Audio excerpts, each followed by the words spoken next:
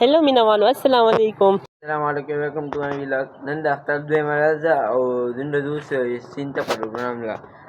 عثمان بی جان دی او دا دومره سامان نه وباسره دی روډ مې راځي بیا به ځو دا اوس مې دا روډ ما ده دومره روان شو او روډ مې مخکې نه زه دا وروسته پسې روان یم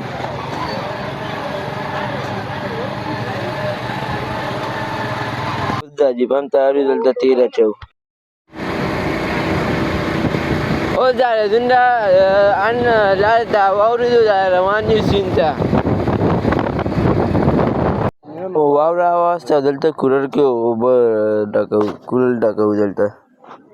سیند نه پاتې شو زنده ځو دې پر مرجا باندې راتلم سیند ته لاړ دی هلته رش نشته زنده هلته ځو زه یو درې موټرسایکل دوه دارې مخکې روان دي یو دوه دارې به ځم دا سیند راورسېدو جلال دی دا تور راغلي دا د یو غوښه برابروي سیخان کې دا غوښه اچوي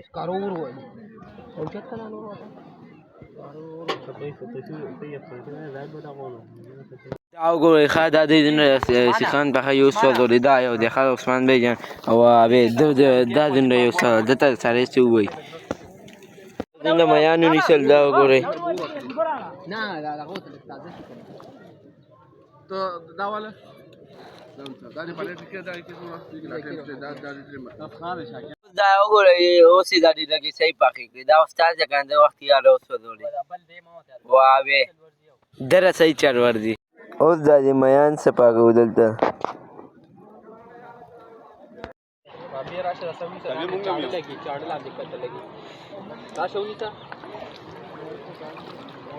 سیخان خوړل او دا اوس کری تیارو او دا دلته اوس سکاره دا کری جوړوي دلته جلال ټماټر کټ کوي او مرچکي دا ټول هلته بر لګوي हेलो मीनावालो अस्सलाम वालेकुम. دا چې نن مونږه په سیخانو کې میان پخوو صحیح ده نو تاسو چې دی کنه تاسو به په سیخانو کې کباب صحیح کړي سیخانو کې به هم دا دغه صحیح کړي غوښه او سیخانو کې به هم دغه صحیح کړي چرګوټي هډوکي به هم صحیح کړي خو دا میان به په رومي ځل باندې صحیح کوئ ښه دا ګوره میان دي میانو په سیخانو کې دغه کړي دي ښه صحیح ده او مزه به ترې بیا مونږه واخلو اوس وخت ټماټر واچوله دومره وخت یې اورلی وي دا اوس سړی شوی ګرمه دا مې حالت یې که دا یو دی دا هله سالن ته یې که دا کری تیار شه هغه دا اوس یې ونه سالن واچو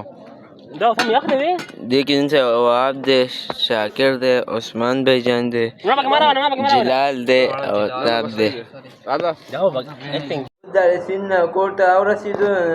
د نن دا ویلاګ د ستاسو خوښ شوي ویډیو لایک کړئ چینل سبسکرایب کړئ الله حافظ